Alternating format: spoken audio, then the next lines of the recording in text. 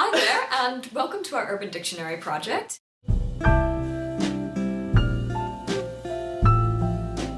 So here are some basic facts about what the website is and how it works. This is a quote from an article by Erin Peckham and Julie Coleman. People can engage with Urban Dictionary on 4 different levels: as users, voters, authors, or editors. So on the website you'll have users who look up words to find the actual definitions or to even use it as entertainment. Yeah, and basically what they contribute to the website is like hits. That's it. Right.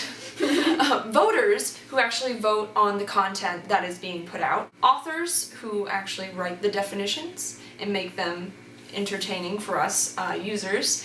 Or editors. Yeah, basically the editors, they don't come with any expertise. Anybody can be an editor. It says here, editors are not employees of Urban Dictionary and there's no sign-up process. So it's completely independent editors or users who come to edit.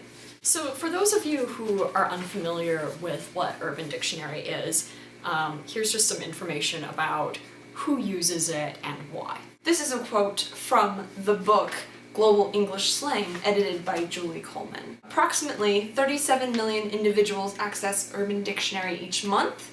58% are male. And 61% live with their parents. 70% live in the United States. Those who consult Urban Dictionary are characteristically native English speakers who are young and male. The first thing that you should know about Urban Dictionary is that it is neither a slang dictionary nor even a dictionary. In fact, we have some definitions for you of what exactly Urban Dictionary is from the website itself. Urban Dictionary, a place formerly used to find out about slang, and now a place that teens with no life use as a burn book to whine about celebrities, their friends, etc., let out their sexual frustrations, show off their racist, sexist, homophobic, anti-insert religion here, opinions, troll, and babble about things they know nothing about. So yeah, there are more than 50 definitions on Urban Dictionary of Urban Dictionary itself. It gets pretty meta. And most of them are pretty derogatory. Which is odd because then they're kind of insulting themselves by making that definition on Urban Dictionary about the people who use Urban Dictionary. Which kind of, I don't know, it kind of plays into how many people have argued that Urban Dictionary is not really a place to define words so much as comment on the people who are looking up the words or using the words themselves. Or even the culture that has come from Urban Dictionary. Absolutely. Yeah. The second top-rated definition is a site where users attempt to mock and explain everyone and thing in life under the guise of cynical quasi-intellectualism. It should be both noted and ignored, embraced and dismissed, laughed at and revered.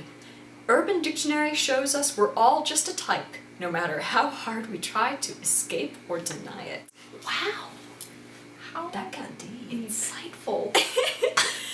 That definition right there might actually be the most relevant one to our discussion. I feel like that really hit the nail on the head right there. In any discussion of Urban Dictionary, we need to figure out whether Urban Dictionary is even meant to be taken as a dictionary in the traditional sense. According to the creator of Urban Dictionary, it's not. When it was started in 1999, you could definitely argue that it was not intended to really be a dictionary at all. So this begs the question, what is it? We used it as, or at least I used it as, a source where I went to understand words I wasn't familiar with. I did it with Ratchet, actually. Interesting. I didn't ask any of my friends what Ratchet was. I feel like that's an important point, though, because instead of being embarrassed in asking my friends what Ratchet was, I went and by myself was able to look it up and save myself from the embarrassment of not knowing a word that was cool or hip. Definitely. And existing in our generation, it's kind of important to be cool because that is the definition of the growing generation. Or at least it's important to show that you're part of a certain in-group Right. by using the language that this particular group uses. And so Urban Dictionary kind of provides in addition to everything else, it provides a safe space for its users. So, in the past, we've always thought of Urban Dictionary as being, a dictionary, what it says on the tin. But according to every tradition that we have, every convention, a dictionary is a type of authority. And one measure of authority is that it is consulted and used to settle arguments sometimes. However, this kind of begs the question, can a dictionary be a dictionary if it is as explicitly anti-authority as Urban Dictionary is?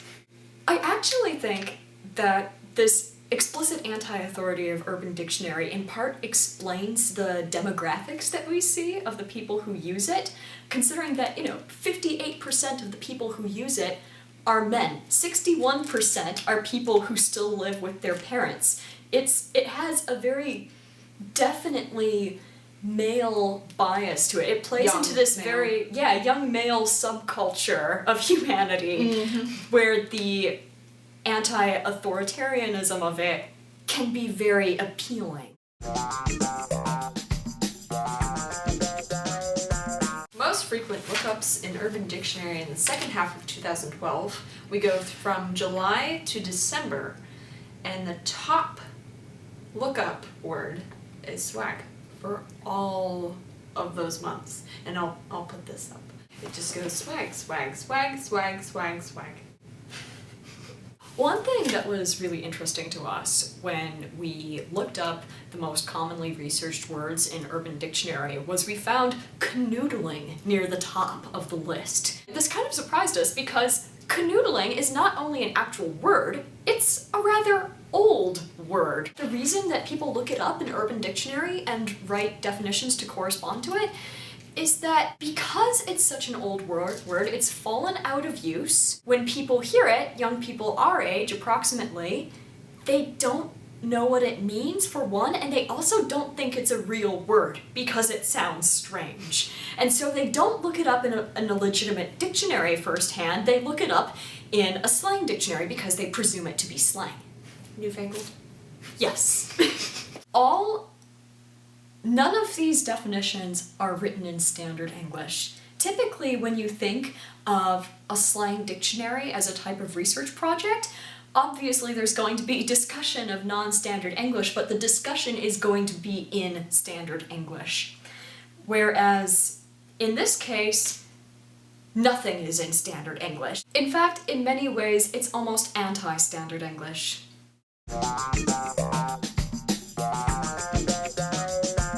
That I think pretty clearly demonstrates Urban Dictionary's worth as an entertainment website is the fact that a few years ago, around 2012, there was this name game that emerged on Facebook. The rules of the game were very simple. If you were tagged on Facebook, then you had to go and look up your name on Urban Dictionary and write as your status whatever definition Urban Dictionary had for it. And some of the definitions for names are pretty clearly intended to be humorous. At least 20 different names of terms that were submitted and approved in the second half of 2012 were names. Right, so this demonstrates that and just like generic names too, not nothing even special. The example given for Katie goes as follows. The name Katie is usually given to one who happens to be exceptionally well at pleasing their partner. Katie's happen to be very good at making the opposite sex rather turned on. In scare quotes. Yeah. One would not regret having been with a Katie. And the example. I want a girl like Katie, one who can turn me on and tease me, but do a good fucking job at it. Baby. The existence of the name game on Facebook and of these definitions on Urban Dictionary demonstrates that Urban Dictionary is fundamentally a community resource.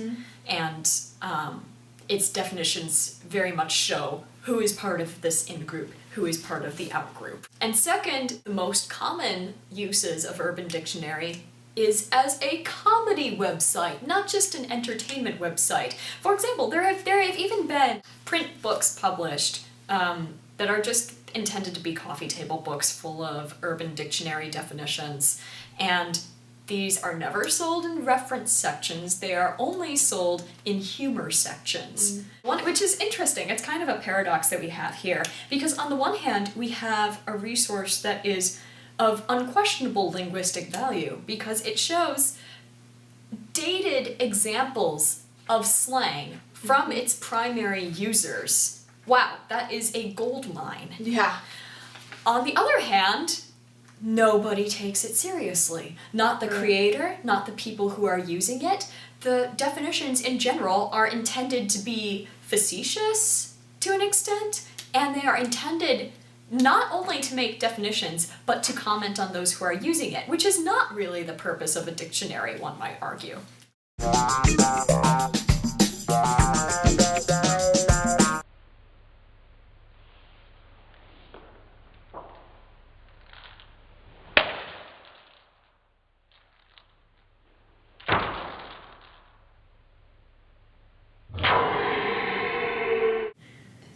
Donkey punch? Jesus. Okay. I'm so sorry. I don't know what you were trying to say, but I tried to help.